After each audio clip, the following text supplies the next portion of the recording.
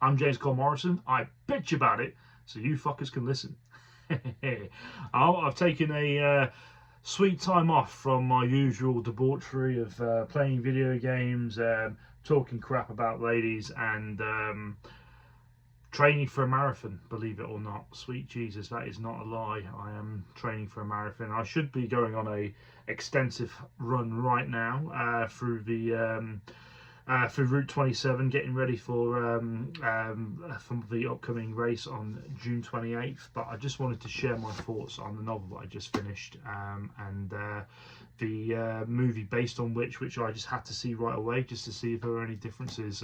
Very rarely that I do that, but I'll be honest with you, I really enjoyed it, and it might not be a surprise to anybody really, but this was recommended by the wife, To Kill a Mockingbird.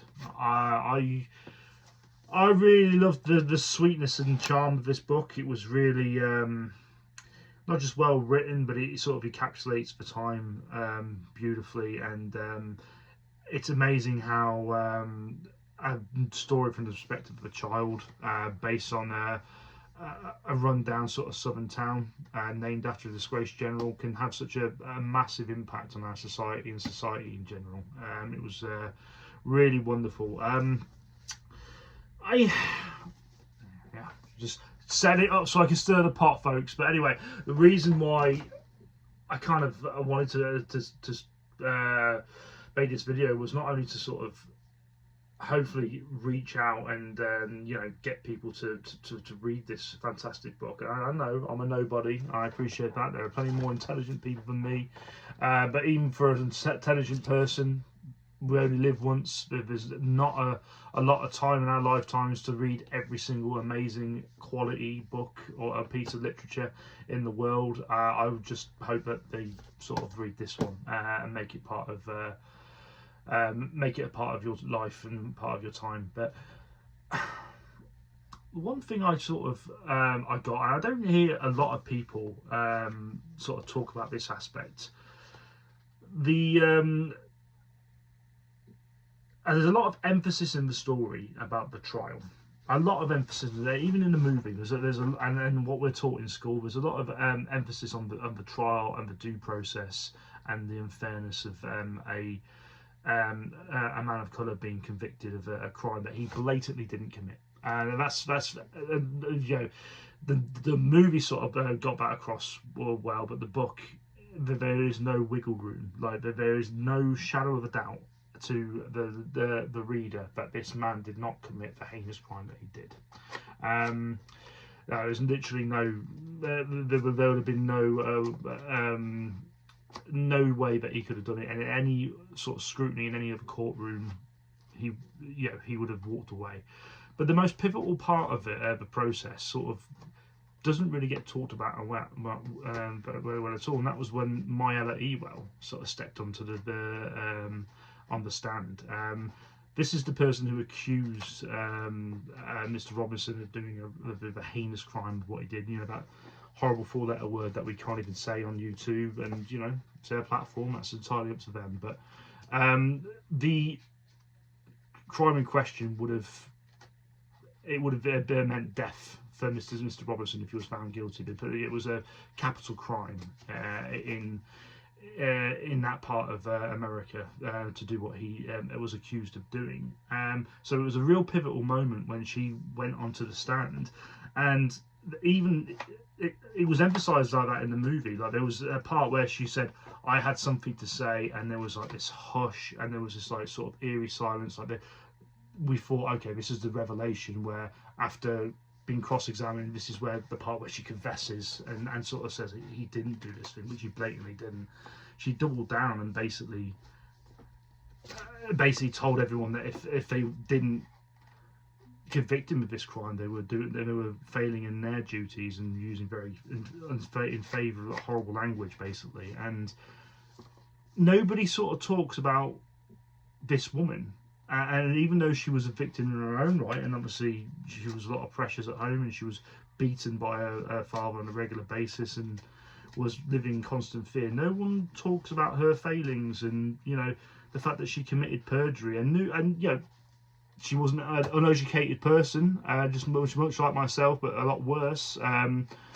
She was aware of the situation. She knew what would happen, or what she was accusing him of, and what the consequences of what would happen if she if she was to sort of, if they were to find this man guilty, and yet she doubled down, and she sort of pointed and convicted this man to death effectively. Nobody talks about it, and it's a very strange thing to me, because it's a lot of the red pill community, a lot of stuff I'm seeing on YouTube and all sort of media aspects. A lot of it is sort of emphasizing sort of like how people have sort of been wrongfully convicted, or sort of like they're being accused and of things that they didn't do, and thank goodness for sort of smartphones and recording devices that sort of prove their innocence in some aspect. And it boggles my mind that the people, nobody discusses it. Nobody discusses that this woman had that gleaming moment, that one chance to make it all right, to sort of like acquit this man and save him from death, and she didn't do it. She didn't, and she knew full well what she was doing, and there was no consequences for it. I mean, they didn't even mention her after the fact. The novel doesn't even sort of do an after. I mean, every other character sort of has like they sort of say what happened to them and whatnot. I didn't catch anything from Vermila. It's a very strange thing for me, and I really, it's a real failing, I think, on our sort of school system, that they don't talk about this book anymore. They don't. It's just been completely taken out of the curriculum. It was removed from the English curriculum, sort of like I think 2014, 2015, in favour of other actual British books. So obviously this was an American novel, so they wanted actual books written in England to be taught English to at school. You can't really argue that, I suppose. But there was never going to be a book as impactful as this one, I don't think. And the stuff, the version of the book that we were taught in schools at a young age was very, very heavily adapted because of the nature of the crime. He was usually accused of murder, and obviously because of the way that the Atticus character basically sort of proved he was innocent. It was very sort of it wasn't very well adapted. Like in the actual novel, he proved beyond a shadow of a doubt, because there was handprints around the neck, and the young girl's eye was battered on the right side, and he proved that because of he had his left arm sort of like completely fully damaged in a cotton wheel, but he couldn't have left those abrasions and those marks. To be honest with you, the movie sort of failed in that as well, really, because the hand, they did say that it was mangled and he couldn't use it, but the actual hand appeared absolutely fine. It's the one failing that I didn't like in the movie. Like they really should have shown that his hand was completely effed up and completely unusable, like mangled or something. Like there should have been like a prosthesis or something. In the film, he threw a glass at him and he caught it with his right hand, but he couldn't catch it in his left. So he was trying to show everyone in the court, but he couldn't use his. But he could have just lied. Like there's no reason he couldn't have just said, "Well, no, I can't." The jury could have just looked at that and said, "Yeah, he's lying." I mean, cool. We've got his word against. Yeah. There should have been some emphasis that the left hand was completely useless and it was not fit for purpose, which the novel clearly does. But yeah, it was removed from the curriculum in Scotland in 2001, and they said that because it was the Atticus character was too much of a white saviour, which is doesn't really wash for me at all. Like the character Atticus, if anything, I thought was quite flawed, because for one, he wasn't much of a saviour in the sense that he didn't choose to take the case on himself. He was assigned it by the county judge, who looked at the case and said, "Well, look, he clearly didn't do this, So rather than giving this to the usual defence lawyer with inexperience, I'm going to assign this to Atticus, because I know in his hands he's going to do the best job that he could possibly do, and he's the best chance that this man has of acquittal. And you know, Atticus tried his absolute best, but I don't think his motivation was in any way racially motivated. It was more the fact that he believed so rightly in the justice system, and his whole character and his whole person was built around this judicial system that he had so much faith in. Like he absolutely loved and swore and died by it.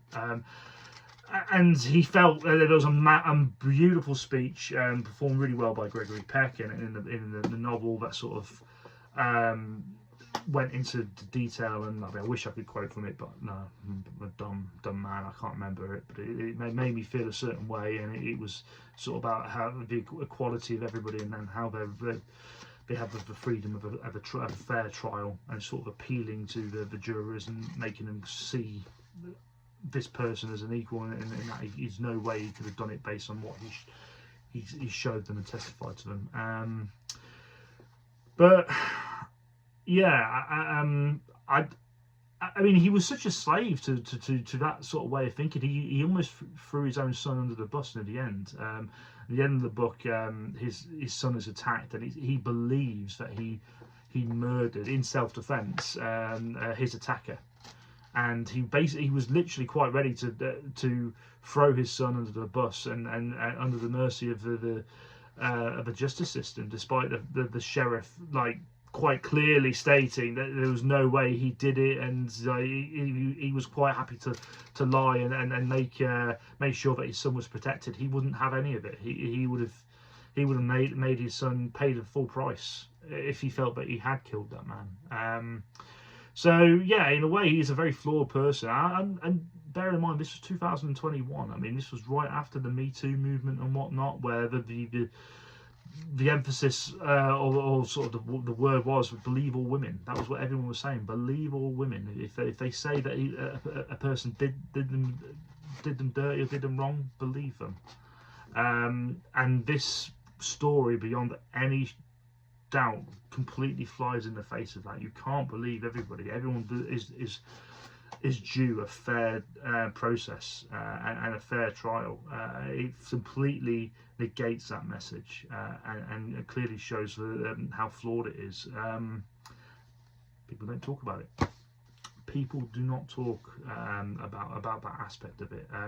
If anything, this Mia's swept under the rug, not done for perjury, not done for lying, no consequences whatsoever. And for me, that sticks.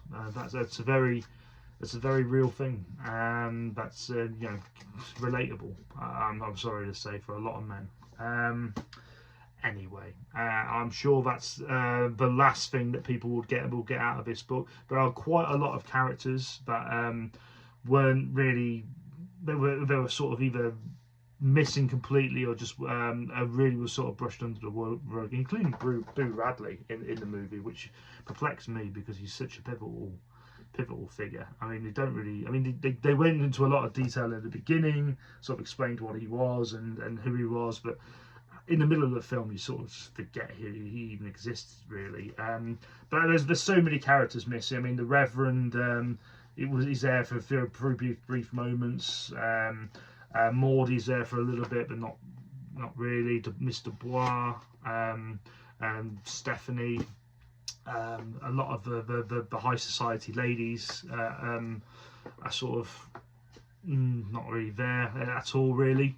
Mr. Robinson, the drunk Robinson, wasn't there. I forgot the maid's name, but she's such a pivotal character. She's there, but the relationship between her and the children aren't. It's not as strong as it is in the movie. She does give the young girl a big smack on the arse, which I find quite funny in the film. But yeah, no. Other than that, there's not really much.